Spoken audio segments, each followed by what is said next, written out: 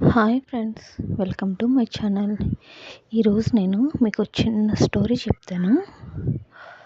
నాకు తెలిసిన ఒక అమ్మాయి ఉందండి. ఆ అమ్మాయి మ్యారేజ్ అయింది. కొన్ని సంవత్సరాల అమ్మాయికి పిల్లలు పుట్టలేదు. ఒకసారి టెస్ట్ చేయందుకు ఇంకా పిల్లలు పుడతలేదు అని అనుకుని ఒకసారి టెస్ట్ చేయించుకుంది హాస్పిటల్లో. టెస్ట్ చేయించుకుంటే తనకి పీసీఓడి అని చెప్పారు. పీసీఓడి ప్లస్ థైరాయిడ్ కూడా ఉందని చెప్పారు. ఆ రెండు ఉండడంతో పిల్లలు కొంచెం కష్టం అవుతున్నారు అని, పిల్లల గురించి మీరు కొంచెం డైట్ తీసుకోవాలి అని చెప్పారు డాక్టర్స్. ఈవినింగ్ రైస్ అది మానేసి ఓన్లీ రోటీసే తినమన్నారండి. అలా తిన్నా కానీ అది కాకుండా మళ్ళీ ఇంకొక డాక్టర్ని కూడా సంప్రదించింది. సేమ్ అదే యాజ్ ఇట్ ఈజ్ చెప్పారు. ఇంకా అలా కాదని తను ఒకసారి గూగుల్లో సెర్చ్ చేసిందనమాట. మన పెద్దవాళ్ళు ఏ ఫుడ్ తినేవారు ఏంటి అని సెర్చ్ చేసి తను మమ్మల్ని కూడా అడిగింది. అంటే వాళ్ళ అమ్మ నాన్నలు వాళ్ళందరినీ అడిగిందండి. వాళ్ళు చెప్పారనమాట, మా చిన్నప్పుడు ఇలాగా ఇవి తినేవారు కొట్ట అని. వాళ్ళకి అందుకే ఎటువంటి అనారోగ్యాలు ఉండేవి కాదు, చాలా స్ట్రాంగ్గా ఉండేవారు, ఏ పని చేసుకున్నా స్ట్రాంగ్గా ఉండేవారు అని చెప్పారు. అప్పుడు అనుకుంటాను తను కూడా నేను మిల్లెట్స్ తినాలి, ఇవి తినాలి, వాకింగ్ చేయాలి, యోగా చేసుకోవాలి అని చాలా కష్టపడ్డదని. అప్పుడు అనుకుని ఇవన్నీ సెర్చ్ చేసుకుని ఇవన్నీ చూసుకుని గూగుల్లో వాటిల్లో కూడా సెర్చ్ చేసుకుని తను పీసీఓడికి మిల్లెట్స్ తినడం ప్రారంభించింది. మిల్లెట్స్తో పాటు యోగా, అలాగే వాకింగ్ ఎన్నో చేసింది. ఎంతో కష్టపడి ప్రెగ్నెన్సీ వచ్చింది. ప్రెగ్నెన్సీ వచ్చిన తర్వాత వాళ్ళ ఫ్రెండ్స్ మ్యారేజ్ అని ఊరికి వెళ్తే తనకి ఒక 2 months కనుక్కుంటుంది. వాళ్ళకి 2-3 months అయింది ప్రెగ్నెన్సీ వచ్చి. అప్పుడు అబార్షన్ అయింది. అది కూడా తనకి అబార్షన్ ఎలాగనుకుని చూపించి టెస్ట్ చేయించుకోవడానికి వెళ్తే ప్రెగ్నెన్సీ కానీ అమ్మ నీకు గర్భసంచిలో లేదు బేబీ, మన ట్యూబ్లో ఉంది అన్నారు. ఆ ట్యూబ్ తీసేయాలి అన్నారు తనకి. అప్పుడు మళ్ళీ ట్యూబ్ తీసేస్తే మళ్ళీ ఒక ట్యూబే ఉంటుంది కదండి మన గర్భసంచికి. బిడ్డలు కూడా కొంచెం 50-50 అన్నట్టు చెప్పారు డాక్టర్స్. అయినా చాలా అప్పుడు ట్యూబ్ తీసేశారు తనకి. మళ్ళీ ఒక ట్యూబ్తోనే ఎంతో 1 yearకే తిరిగి మళ్ళీ ఇదే సేమ్ డైట్ ఫాలో అవుతూ మిల్లెట్స్ తింటూ daily only food, morning evening only food millet మాత్రమే తినేది. అట్లాగే తను మంచి అంటే వాకింగ్ మార్నింగ్ 2 hours ఈజీగా ఎలాగైనా 1 hour పైన చేసేదండి. మార్నింగ్ ఈవినింగ్ను వాకింగ్ చేస్తూ మిల్లెట్స్ తింటూ యోగాకి వెళ్ళేది. ఈవినింగ్ టైంలో యోగా చేసుకుంటూ ఒక 1 yearలో మళ్ళీ ప్రెగ్నెన్సీకి ప్లాన్ చేసింది. 1 yearలో తనకు మళ్ళీ ప్రెగ్నెన్సీ వచ్చిందండి.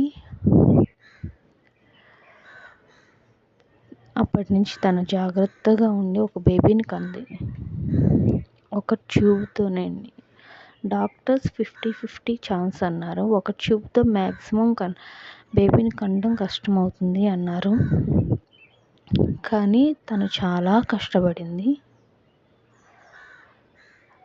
ఒక బేబీని కన్నది. ఆ బేబీ పుట్టిన తర్వాత కూడా తనకి డైట్కి సేమ్ ఏ మెథడ్ వాడిందండి. బేబీకి కూడా ఫీడింగ్ ఎప్పుడు పిల్లలకి పాలు పడవు కదండి కొంతమందికి. ఆ టైంలో కూడా తనకి ఇదైతే అప్పుడు కూడాను మిల్లెట్సే వాడింది. మిల్లెట్స్ వల్ల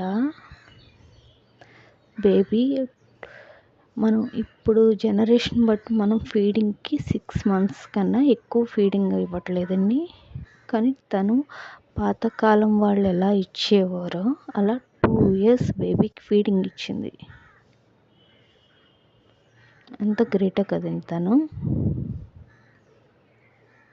ఈ మిల్లెట్స్ తింటూ ఓన్లీ ఫుడ్ ఒక్కటే తను మిల్లెట్స్ ఫుడ్ ఒక్కటే తినేదండి.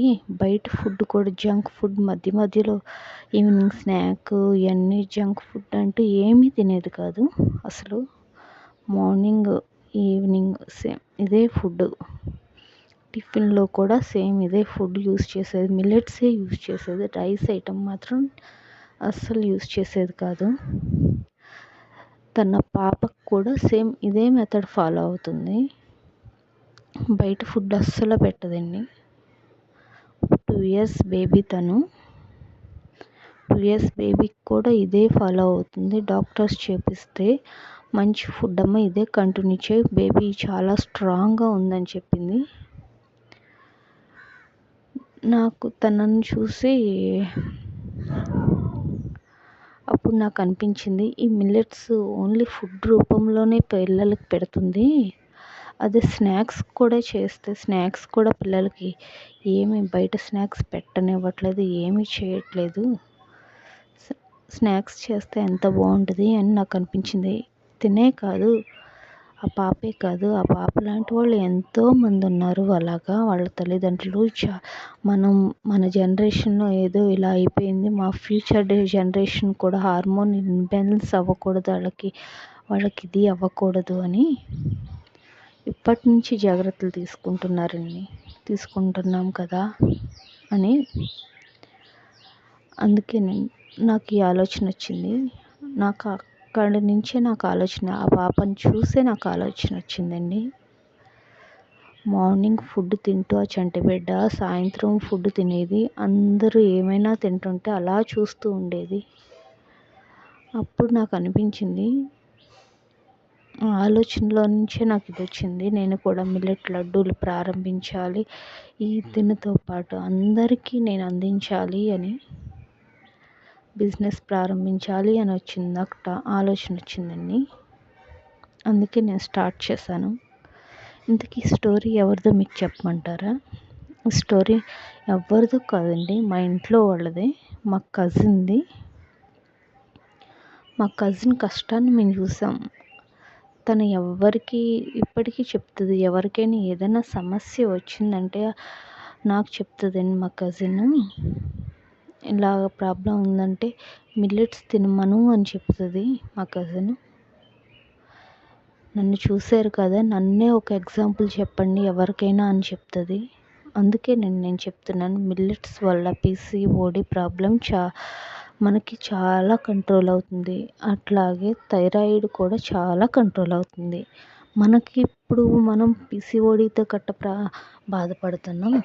మన ఫ్యూచర్ జనరేషన్, మన పిల్లలు ఆ పరిస్థితికి రాకూడదు అంటే ఇప్పటి నుంచే వాళ్ళకి అలవాటు చేయాలండి. మిల్లెట్ ఫుడ్డే అలవాటు చేయాలి. స్నాక్స్ ఫుడ్డు ఇవన్నీ మిల్లెట్స్ రూపంలో మిల్లెట్స్ ఖచ్చితంగా పిల్లలకు అందించాలండి.